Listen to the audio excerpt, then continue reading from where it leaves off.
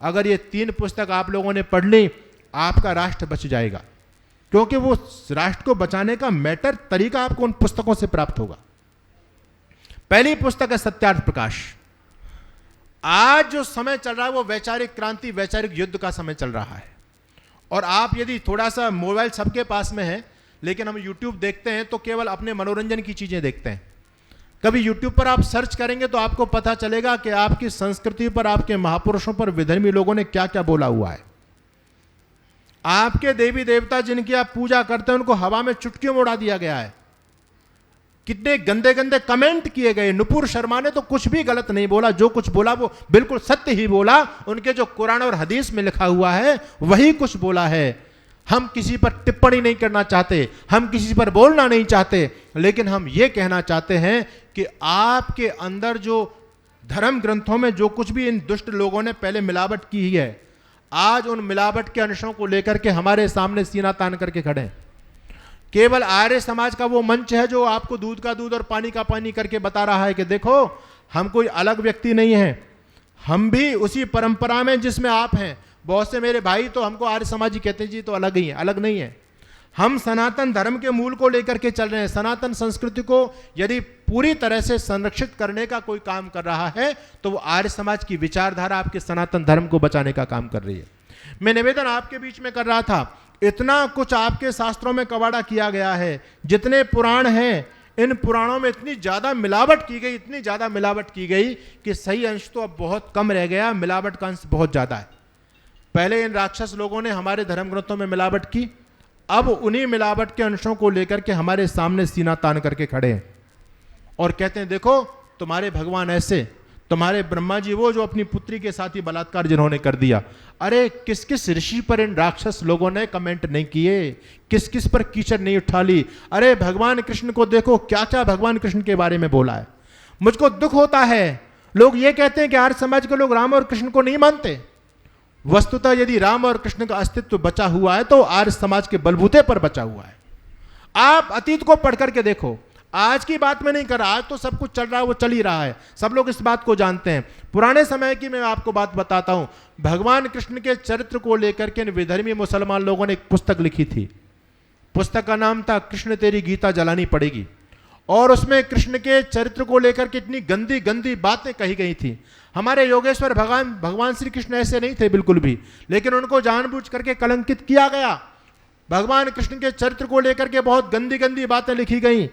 अब कृष्ण तो हमारे भी हैं, सबके भी हैं, लेकिन जो लोग ये कहते हैं कि आर्य समाज के लोग कृष्ण को नहीं मानते, मैं बताना चाहता हूं किसी भी सनातनी जो अपने आप को मानते हिंदू कहलाने वाले लोगों में हिम्मत नहीं हुई कि उस मुसलमान की पुस्तक का उत्तर कोई लिख सके, किसी में हिम्मत नहीं हुई। तब ये वेदना उठी थी आर्य समाज के विद्वान पंडित चमुपति एमए के हृदय के अंदर। उन्होंने कहा कि कृष्ण का इतना बड़ा अपमान हम कैसे सहन कर सकते हैं। पंडित चमुपति एमए ने कलम उठाई और उन्होंने पुस्तक लिखी रंगीला रसूल।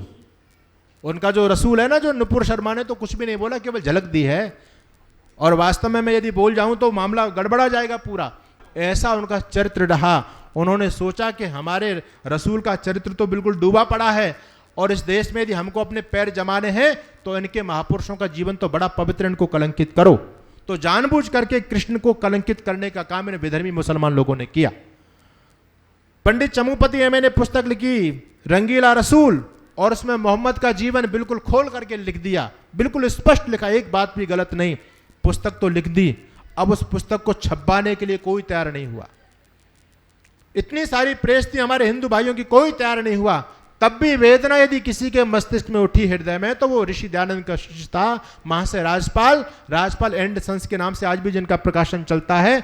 महाशय राजपाल ने पुस्तक छपवाई, और आप लोग जानते हैं परिणाम क्या हुआ था।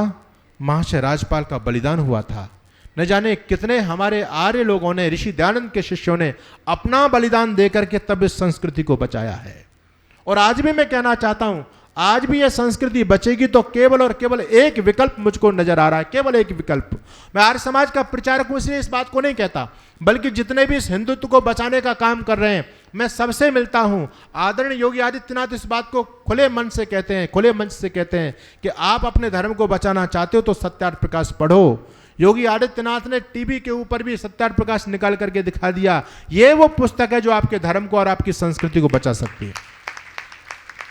अभी वर्तमान समय में यति नरसिंहानंद जी महाराज, बहुत बड़ा नाम है, इन जो हमारे ये मुसलमान लोगों ने करोड़ों रुपए का इनाम उनको सर कलम पर रखा हुआ है, जो उनका सर काट देगा 500 करोड़ रुपए का इनाम है उनके ऊपर।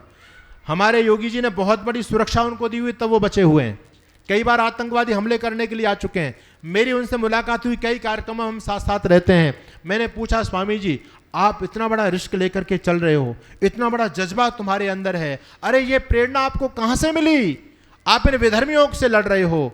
यति नरसिंहानंद जी कहते हैं, स्वामी जी आप में और मेरे में ज्यादा अंतर नहीं है, हम दोनों एक ही गुरु के शिष्य हैं। मैं भी ऋषि दयानंद का शिष्य हूं, ये बात अलग है कि मैं देवी मंदिर का महंत हूं। वो कहते हैं, मैंने तो स्वामी जी सत्यार्थ प्रकाश का केवल एक चैप्टर पकड़ा है, 14वां समुल्लास, और केवल एक चैप्टर को पकड़ करके मैंने विधर्मियों की, इन जिहादियों की नाक में दम कर दिया है। आज आवश्यकता है आप लोग और सत्यार्थ प्रकाश को लेकर के प्रचार प्रसारित करें। मैं ये कहना चाहता हूं, इन विधर्मियों की पोल खोलने का पहली बार यदि किसी ने काम किया था तो महर्षि दयानंद ने किया। सत्यार्थ प्रकाश के 14वें समुल्लास लिखने से पहले कोई भी व्यक्ति कुरान पर नहीं बोला था, सबसे पहले ऋषि दयानंद बोले। कोई भी व्यक्ति बाइबल पर नहीं बोला था, सबसे पहले ऋषि दयानंद बोले। ये हिम्मत की थी किसी ने तो ऋषि दयानंद सरस्वती ने की थी। सत्यार्थ प्रकाश में कंप्लीट नॉलेज है आपकी संस्कृति का, और जो भी ये प्रश्न विधर्मी लोग हमारे धर्म पर कर रहे हैं सबका मुंह तोड़ जवाब ऋषि दयानंद पहले लिख करके चले गए। इसलिए सत्यार्थ प्रकाश को जरूर पढ़ना, अपने बच्चों को जरूर पढ़ाना यदि तुम अपना वजूद बचाना चाहते हो तो। और एक पुस्तक मैंने उस दिन भी नाम लिया था, मोपला पढ़ करके देखो। जिनको तुम भाई भाई चिल्ला रहे हो ना, भाईचारे की बात आज भी लोग कर रहे हैं। बहुत सारे लोगों को तो हम बोलते हैं तो उनके पेट में दर्द होता है, बोले बाबा तो लड़ाने का काम करता है। अरे हम लड़ाने का काम नहीं कर रहे, हम तो तुमको बचाने के लिए, तुमको जगाने का काम कर रहे हैं। जाग जाओ, नहीं काटे जाओगे, मारे जाओगे, इसमें कोई संदेह नहीं है। इस भाईचारे की बात छोड़ दो। अरे आप जिनको भाई बना रहे हो वो तुमको चाट गए पूरी तरह से, कभी भी भाईचारा नहीं हो। अरे जो अपनी बहन का भाई नहीं हुआ तुम्हारा क्या भाई होगा? और मैं आपसे कहना चाहता हूं, ये बड़े ऐसे निष्ठुर लोग हैं, क्रूर लोग हैं। इसलिए मैं आपको यही कहूंगा, पत्थर के संग रहना है तो फिर पत्थर बनना होगा। टिट फॉर टैट अंग्रेजी में कहावत है। ऋषि दयानंद भी कहते हैं यथायोगी व्यवहार बरतना चाहिए, तभी आपके वजूद बचेगा। पत्थर के संग रहना है तो फिर पत्थर बनना होगा। धर्म बचाना चाहते हो तो फिर कट्टर बनना होगा, वरना वो दिन दूर नहीं। धर्म बचाना चाहते हो तो फिर कट्टर बनना होगा, वरना कुछ सालों में घर में चिट्ठी बांटी जाएंगी, वरना कुछ सालों में घर में चिट्ठी बांटी जाएंगी। करो कबूल इस्लाम, नहीं तो गर्दन काटी जाएंगी।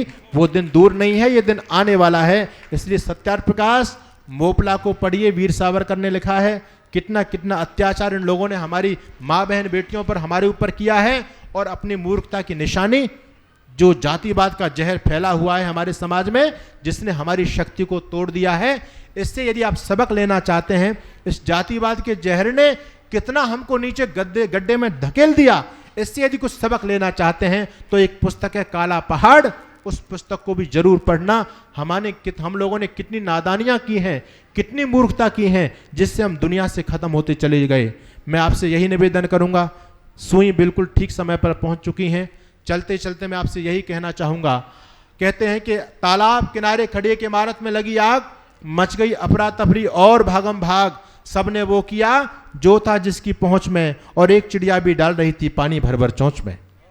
तालाब के किनारे एक बिल्डिंग खड़ी हुई थी और उस छत पर गृह स्वामिनी प्रतिदिन दाना डालती थी पक्षियों के लिए। एक चिड़िया दाना चुगने के लिए प्रतिदिन जाया करती थी, लेकिन आज जब वो दाना चुगने के लिए चिड़िया गई तो दाना नहीं थे, बल्कि वो बिल्डिंग धूं धूं करके जल रही थी।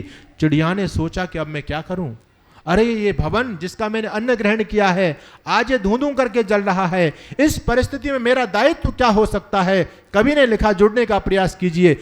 तालाब किनारे खड़ी एक इमारत में लगी आग, मच गई अफरा तफरी और भागम भाग, सबने वो किया जो था जिसकी पहुंच में, और एक चिड़िया भी डाल रही थी पानी भर भर चोंच में। उसी पेड़ पर रहने वाले कौवे ने कहा, बहन तू पागल हो गई है। अरे पागल, सुई की नोक से ताला खोल रही है और पत्तों के बाट से पहाड़ तोड़ रही है। अरे पागल, तेरी चोंच में जितना पानी आएगा उससे आग का एक शोला भी नहीं बुझ पाएगा। लेकिन चिड़िया ने दिया जवाब, एकदम लाजवाब। बोली, भैया मैं आपकी बात को भी मानती हूं और अपने चोंच के सामर्थ्य को भी पहचानती हूं, लेकिन बस मैं तो इतना जानती हूं कि जिस दिन इस घटना का इतिहास लिखा जाएगा, मेरा नाम आग लगाने वालों में नहीं, आग बुझाने वालों में आएगा। आज इस देश में आग लगाई जा रही है, चारों तरफ से आग लगाई जा रही है। आपकी गिनती आग लगाने वालों में नहीं, आग बुझाने वालों में होनी चाहिए। जानबूझ करके भ्रम फैलाए जा रहे हैं समाज के अंदर, हम लोगों को आपस में लड़ाने के लिए। ऐसे दुष्ट लोगों से सतर्क और सावधान रहने की आवश्यकता है। आपकी चोंच तो चिड़िया से भी बड़ी है, आप बहुत कुछ कर सकते हैं। भगवान ने आपको सामर्थ्य दिया है, आप अपने सामर्थ्य को ईश्वरीय कार्यों में लगाइए।